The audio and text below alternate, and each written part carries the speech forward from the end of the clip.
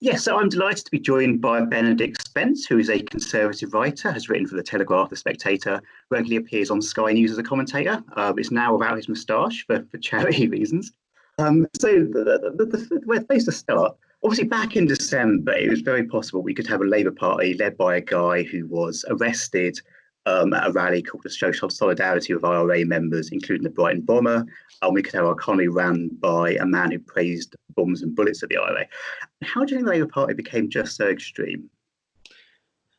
I mean, it's a tough one because I think that this element has always existed within the Labour Party. Yeah. This sort of this hard left. I mean, one doesn't want to completely sort of just dismiss it as contrarianism, but at the same time, one almost does wonder if it is that they all sort of seem to share the same revulsion for a lot of the things that I think the average man in the street wouldn't even hold dear, but just considers to be proper. And it does almost just seem to be contrarianism. And like I say, I think that that's always existed, but I think it was just given an avenue um, during the last Labour leadership contest, which was done under the auspices of broadening the debate. I think that was what everybody who backed Jeremy Corbyn said. We don't expect him to win. It's just about broadening the debate. We're just going to endorse him just to broaden the debate. And then, oh, holy hell, the debate, it turns out, doesn't like other forms of debate. And is now very much in the driving seat. But like I say, I think there's always been a sort of a hardcore of it would be wrong to say that it's especially small, but in the grand scheme of things, it is quite small. Maybe 100, 200,000 people in this country who have always felt this way, much in the same way as sort of every, those petitions that always go around, those online petitions to, save the badgers and also free Cuba or whatever, whatever it happens to be. There's always about 50 to 100,000 people because they always get the numbers, but they always seem to be the same people who are always going to sort of sign these things. So that actually it slightly distorts what we consider to be the norm, because I don't actually think anybody has ever considered Jeremy Corbyn to be the norm. I don't think he's actually been normalised. One of the awful things, I think, certainly about the anti-Semitism within the Labour Party recently, is that I don't think that has been normalised per se. I think it's always been there. And I think it's also always been there in other currents of our society. I don't think it's something that's just limited to the Labour Party. But I do think that Jeremy Corbyn's accession to the leadership shone a spotlight on it. But I think that just more broadly goes down to a rather complicated relationship that we have with anti-Semitism in this country, where we're not entirely aware of its roots. We're not entirely aware of the history of it in this country, and we only look at it through the prism of the Second World War. Nazis bad, Nazis anti-Semitic, we beat the Nazis, ergo we're not anti-Semites. Yeah, that sort of seems to be the open and close of the discussion about anti-Semitism in this country.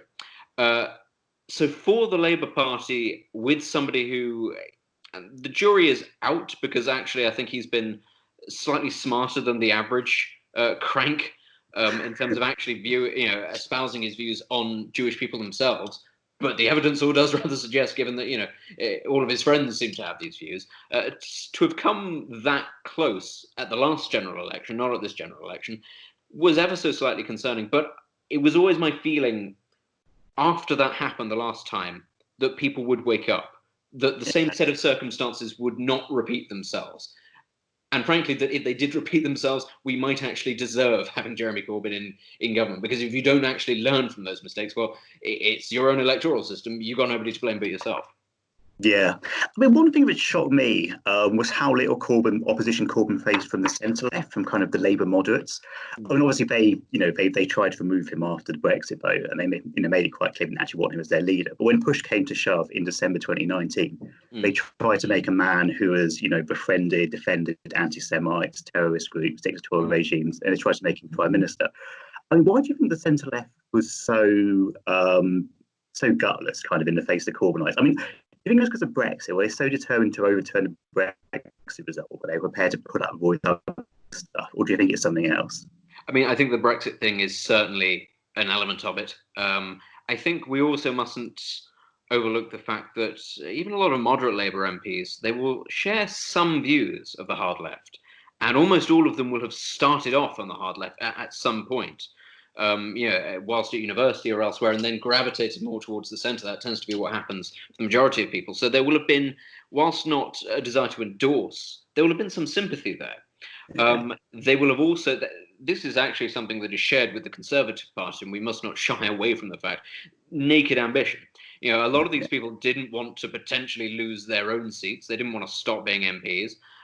There is an argument to say that, better a Labour moderate MP inside the party than getting replaced by a Corbynista, which I can understand, especially if they felt that attempts to unseat him, especially after the first couple of attempts, failed so abysmally. You can kind of understand that perspective, the idea of let's just wait it out, let's just sit it out, and he can't last forever, despite all the noises that he's making. Let's just try and weather the storm. But like I said, there's also the opportunism. I mean, there's no question that the Conservative Party, there are elements within the Conservative Party that loathe Boris Johnson, not least amongst a lot of the backbenchers. We can remember when Theresa May was first made leader, there was this huge anybody but Boris campaign. Because ultimately MPs themselves, by and large, are very personally ambitious, and they viewed Boris Johnson as a potential obstacle to perhaps themselves or their own allies getting into a certain position of power. It was only when it became clear that nobody else was capable of taking on the task. And that's not to say that Boris is some sort of Superman, but perhaps better to say nobody else was willing to take on the task of potentially shanghaiing your own career just for the chance to be Prime Minister, that they turned to him. In that same way, you can understand why, at a moment of real difficulty during Brexit, a lot of Labour MPs would have gone, okay, this sucks, but I'd rather he was leader than me right now, frankly. I'd rather he was taking the flag than I have to do this difficult. So I do wonder if that is actually the core of it. It is simply the personal ambition and the personal prospects of a lot of individual MPs. Yes, so it's interesting that you mentioned that a lot of even moderate Labour politicians start their political careers on the far left when they're students or in their youth, and even some Conservatives do. I mean, why do you think it is that a pass in the far left doesn't completely discredit you in the same way that a pass in the far right does? Why do you think it's that the far left and far right are held to different moral standards? So, I mean, it's perfectly possible to have a career, like a mainstream career in the media or in comedy, in various other sections, and still espouse far left beliefs, be part of far left parties. It's basically impossible for far right. Why do you think there's such a difference in the treatment? Well, according to The Guardian, it's not impossible to forge a career on the far right because everybody they disagree with who's slightly to the right of Ian Duncan is on the far right. But I think it all boils down to the Second World War. It all boils down to the fact that we've had, just about within our lifetimes, physical experience of the evil that an extremity can do, and that was the far right. The Holocaust. We sent English servicemen and women British overseas, and they experienced it themselves. They witnessed it. We never liberated the gulags, essentially.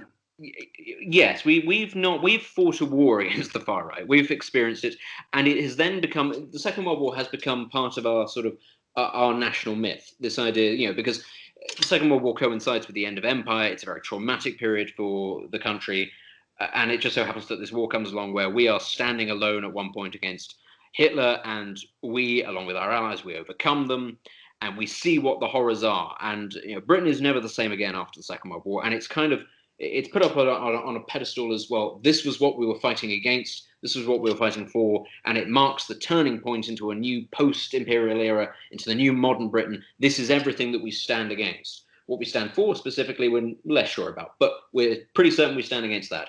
We've never had that same sort of existential conflict with a country governed by communists in the same way. There was the Cold War, but there was no conflict there. We didn't go to war with Yugoslavia or Czechoslovakia or China or anybody like that. We weren't really involved in things like the space race, like the US was with the Soviet Union. So we never had that sort of that direct competition. And so I don't think we've ever really experienced what it is, the horrors of the far left. We hear about the Gulag, but when we're taught about the Gulag in school, we're not even taught about the Holodomor. We actually don't learn that much about what happened in China. All the deaths there. You don't learn that sort of stuff really until you get to university, and then you're stuck with academics who are very revisionist in a lot of our universities, who have certain views on the Holodomor, whether or not it actually happened, or the Great Leap Forward. So I think that's the discrepancy. we have sort of seared into our national consciousness the wickedness of the far right. The far left, they were our allies during that process. The Soviet Union were our allies. China were our allies. And we've not really had that same experience. We don't have that same fear of, Reds under the bed like they used to have in the US, because it never posed that same sort of existential crisis towards us. And whilst the US was sort of steaming along to become its own imperial power, we were going through a great sort of reorganization where, actually left-wing politics came into fashion. Because we needed a sort of a new settlement for the working man and the soldiers of this country, like we'd had after the First World War. So you can understand, therefore, why I think it's easier to get away with being on the far left than it is on the far right in this country. The far right is forever linked to the Holocaust, right? But the far left, it gets away. It's able to make jokes about sending people to the Gulag and that sort of thing. Because, what was the Gulag? Well, we don't know. It's just this thing that we heard about. Prison camp, Siberia. Russian stereotypes. It's almost just passed off as something that isn't as real as the Holocaust. Whereas everybody knows what the Holocaust is in this country. One thing I was wondering, is a bit of a curveball, but one thing I've noticed, generally it seems that people on the far left, ironically, are often quite, or often from quite middle-class professional backgrounds, whereas quite often the British far right tend to be from working-class backgrounds. So I was wondering if there's almost a kind of a weird sort of snobbery, in that, if you hold extreme views, but, you're well brought up and you went to a public school, you went to Oxford, and you can hold a polite dinner party conversation. All kind of extremism is overlooked, and that tends to go on more the far left. I don't know if that's something you would agree with. I mean, I think a lot of people would agree that that's something that they've experienced. I think the far leftism, it comes in. A lot of people would turn around and say it's because they're better educated, they have better access to resources and things like that. Whereas actually, we all know that if you've had a university education, it doesn't make you any smarter than anybody else. It just means you've been exposed to the same lessons, the same lectures from the same academics as 120 other odd middle-class people the same as you. So it actually stands to reason that you'd all agree on this point. I do also think that it is a degree, it's a pushback against the culture of sort of the old British culture that perhaps grandparents, parents once upon a time might have adhered to. It's a sort of a rebelliousness. It's taking all the things that you don't like, and also some justified things, ideas of colonialism, injustice, pushing back against that. That's all completely justified. Why a lot of people turn to the left.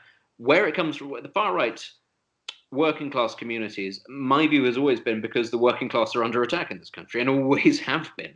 And the most recent thing, certainly in the aftermath of the First and Second World Wars, was the attack on their very identity, on their communities, deindustrialization, things like that. Whole towns built up around one industry. And from that stems everything, your sense of identity, your sense of pride, then the whole thing just goes.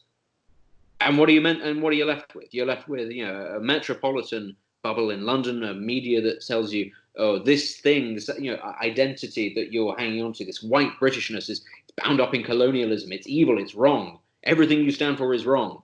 And you're sat there in a former pit town or, former steel mill town or something like that, unemployed, no real source of income. The schools in your area are massively underfunded and massively underdeveloped anyway because of where you happen to live. Your children don't necessarily have the access to those opportunities that you'd want for them. I think it would make a lot of sense why you'd then go to something that gave you an identity. That is the thing. It's people seeking a purpose, seeking an identity. I also do think, though, that what we consider the far right in this country is massively overblown. I really do believe that you could probably fit all the actual fascists in this country into a very large sports hall, whereas there are hundreds of thousands of people on the far left. That's not to say that they are less dangerous. I think it's very clear that the far right are historically just as prone to violence and damaging practices as anybody. So that is not to downplay the danger that they pose. Also, the fact that a smaller movement like that feels more oppressed, feels more under pressure, is more likely to lash out. That is another thing that we need to remember when it comes to the far right. More people have died as a result of far right terrorism this century than of far left terrorism. Everywhere from Norway to the UK to of course, in the 80s and 70s in Italy, they had lots of problems, and in Spain, this is it's much more of an issue. The violence of the far right than the violence of the far left, who tend to just engage in the odd bit of rioting in central London or something like that, which isn't great, but it's not as bad as actual far-right gun attacks on people. So I would suggest that's where it, to bring it back to the original question, I'd suggest that is where it comes from. The fact that somebody can be on the far left in this country. Once upon a time, the far left was the preserve of the mining towns, of the mill towns, of the industrial centres, when people had jobs and they wanted more rights, when there were options for them. But it was very much a top-down system. It still is a top-down system, but you know what I mean? When they had an industry to cleave to, then it tended to be much more the working man sort of thing. But now there isn't that. So, so what sort of economic rights are you sort of setting out for? If actually all you've got is a marriage to the state via the benefit system, or by what seasonal work you can get in the fields. So that's where I say the shift has occurred. Yeah. I mean, one really interesting thing about the last election is all available polling, so it's quite detailed YouGov polling, there's Lord Ashcroft polling, suggests that not only did the Tories get a high proportion of the working class vote than Labour, but the Tories also got a high proportion of the working class vote than the middle class vote. And I think that's for the first time ever.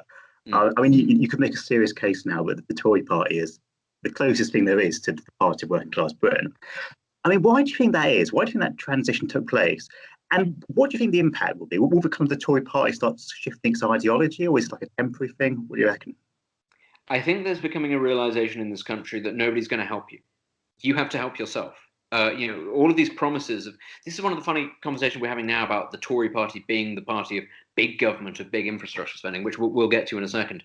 But this idea that the state is your friend and that it's going to help you. And I think the past few generations, whether under Tory or Labour governments, have proven to people that's really not the case at all. Even at a local level, it's not the case. And I think especially under Jeremy Corbyn, when the party veered so far in a direction that was just so out of touch with the average person in this country, there was that final sort of realization in a lot of places, these people, they don't represent me. They're not interested in representing me. They're not going to help me if they get into power. They just want my vote to get there. And ultimately, whatever my cultural feelings are about the Conservatives, about, tops in top hats and all that sort of thing, which is no longer a thing, that sort of separation of the upper middle classes and the working class, that's not there to be seen anymore. So actually, what's to stop you from voting for a Conservative party? Now, yes, Boris Johnson may be maybe a bit of a top, but he's also a celebrity. He's done the Donald Trump thing or the Silvio Berlusconi thing of being able to straddle both realms. He's famous now for who he is rather than just for his politics. And so I think that made it a lot easier for people to vote for, frankly. A lot easier than voting for, say, Theresa May, who everybody might say, oh, nice Theresa, unthreatening Theresa. Sort of everybody knows her down at the church, that sort of person. Yeah. But still only known for her politics. Same with David Cameron, only known for being a politician. Whereas, Donald Trump, of course, in the United States is able to go up against pretty much any politician and win because he's not just a politician. That's the key thing. And I do think a lot of people are talking about a long period of the Tories in power. I wouldn't necessarily say that that's true. I do think that they got themselves a bit of a lucky break having a candidate like Boris Johnson who was able to sort of straddle those realms. So as to whether or not the Tories are about to become the party of the working man, I think COVID-19, the coronavirus, has possibly thrown that slightly into disarray, because what they're now doing is, for a start, Rishi Sunak has come out of nowhere and has proven to be a very popular individual. There's no question that he was an ace up the sleeve, and the Treasury's policies, putting quite so much money into the economy for normal people, to look after normal people. That's something that would have never happened from a Tory government before. So that is a great indicator right there of saying, this is the change that we all voted for. This is a party that, it wants you to do well for yourself, but if necessary, it's not afraid to, put everything on the line. And I think that, I think that's, bizarre as it might sound, I think that this is a wonderful thing for the Conservative Party, who, having won this election, having borrowed the votes of the Red Wall seats, would have now then had a lot of people sitting back and going, okay, now you've got our votes, what are you going to do with them? And out of nowhere has come a crisis that has allowed them to demonstrate, well, we are prepared to give you this support that no previous Tory government would have done, possibly. And I think that has therefore come as a great boost to them. What would have happened under different circumstances? I don't know. There's clearly or there clearly was a conversation, a clash, if you will, at the heart of the Conservative government, whether or not it was going to go in a more sort of centrist mode and basically become Blairism point two, or whether it was going to become the new version of Thatcherism, whether we were going to go down Sajid Javid's route of mass sort of deregulation, lowering taxes, all that sort of thing. And there are serious arguments for both. The thing you have to ask yourself is, have the voters changed? Have people who voted for the Labour Party for big government for generations, have they actually gone away from the idea of big government? Have they now fully gone down the route of personal responsibility?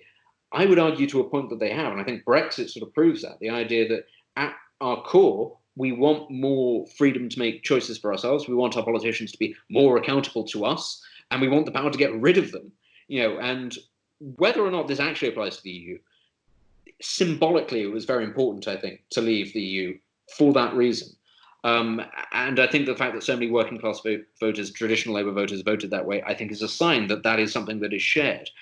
Whether or not that is then the power to take back control and then completely give it back to your politicians and expect them to take care of you, as is happening now, well, that remains to be seen. I think a pandemic is one thing. I think everybody can agree you need government to step in during a crisis. Afterwards, is that actually what people wanted? Or did they want more personal responsibility? Did they want lower tax? Or did they want Boris Johnson to come in and spend a huge amount on infrastructure, on the NHS, on education? COVID-19 has put all of that on hold, I think, possibly for a good few years. So that remains to be seen. Yeah, I mean, I've spoken to a lot of Conservatives who they agree with what the government's done. They think it needed to be done. But at the same time, it is the biggest increase in government power. And in a statement of the population, which is now de facto employed by the state through the furlough scheme, is going to be quite significant. I mean, do you think that even though this is necessary, but the second it sort of stops being necessary, it needs to stop? And if that doesn't happen, would that concern you? I mean, it's incredibly difficult because how do you get out of this situation is the key thing. How do you start to stimulate the economy? What's happening in the United States with the government giving people stimulus checks to sort of tide them over in the hope that people will spend it sensibly. And of course, people don't spend it sensibly. They don't do what the government wants them to do. So it's very difficult to actually plot what will happen. I am concerned. I mean, I'm concerned about a lot of things in this country. The police have always been one. And I think the response that we've seen from, and it's not the majority of the police, it is a minority, but an overactive minority of the police, this sort of move towards a more sort of authoritarianism in this country, that concerns me. I do think sort of symbolically, mentally, the country does need a clean break from the lockdown. And I do think, therefore, it needs to be a lot less government control, a lot less regulation. It needs to be basically, it needs to be getting the message out. Go out and spend, and go out to the public, all that sort of thing. And that might not actually be medically the most sensible thing, especially if we're going to have a second peak. So actually, but that is what the economy would need in those circumstances. In my opinion, we'd need less regulation, more freedom to go out and do what we want to, sort of live life to the full as we were before. That's absolutely not going to happen, though, is the problem. I mean, if there is a second peak, it'll prove disastrous. There's also the fact that I think a lot of people will choose to save rather than spend in case there's a second peak, because then we'll be thinking, for the next 10 to 20 years, we'll be thinking, oh, at any second there could be another crisis like this. So how actually you get out of this situation is an incredibly difficult question. I would personally like to see the lockdown go, and less regulation, and fewer police sort of telling you what to do, and a return to some sort of normality. I don't think it's going to happen, though. I just don't. I think if it were to happen, and say it were to lead to sort of a rebirth of the coronavirus, they'd take an absolute hammering for doing morally what they believe was the right thing to do, and what actually I think a lot of British people believe is morally the right thing to do. They would still take a pasting. We've already seen the way that certain media outlets in this country have decided to pursue a range of questioning. We saw it in the Sunday Times article the other day, which when it was published, it caused us such a sensation. And since then, I've seen so many very good, sort of very methodical dissections of that article and what it gets wrong and why it's wrong. And even the fact that certain journalists weren't prepared to touch that story because they themselves didn't believe that it, in the veracity of it or how useful it was. But you've seen, nonetheless, the media in this country and certain sections of the population will go after the government no matter what, and they will amplify that criticism. So I don't think it's going to happen. I think it should, but it's not going to happen because I think of the media blowback. I mean, it's just one final question. One thing that is in quite a lot of your writings, I think you've done several pieces on this, is that you almost feel that the kind of responsibility of the Chinese government, the Communist Party of China, is being downplayed, or some people are kind of, they don't want to point the finger because they think it might be offensive, or they don't want to give up the wrong image. I mean, is that your view? And if so, why?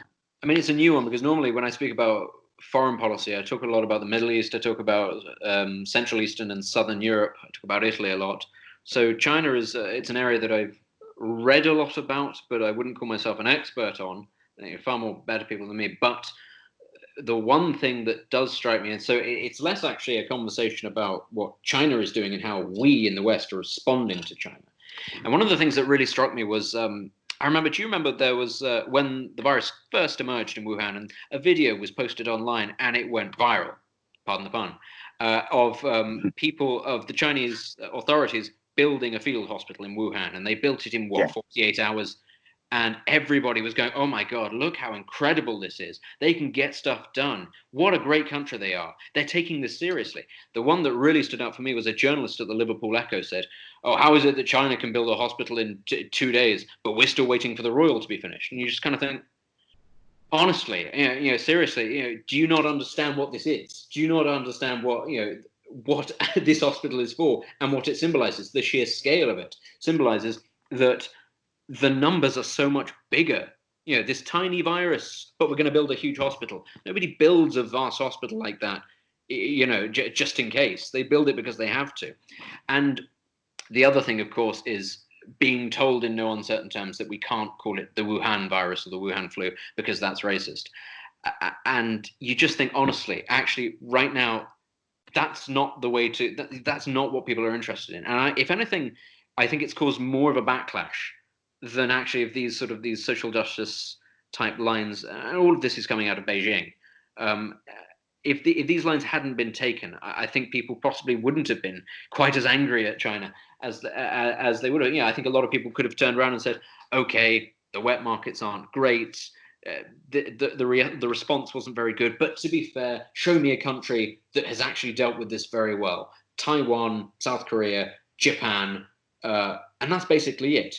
Singapore to a degree, although now it's turned out that Singapore is not so good. But actually, small countries are dealing with it well. Major countries are not. There isn't one.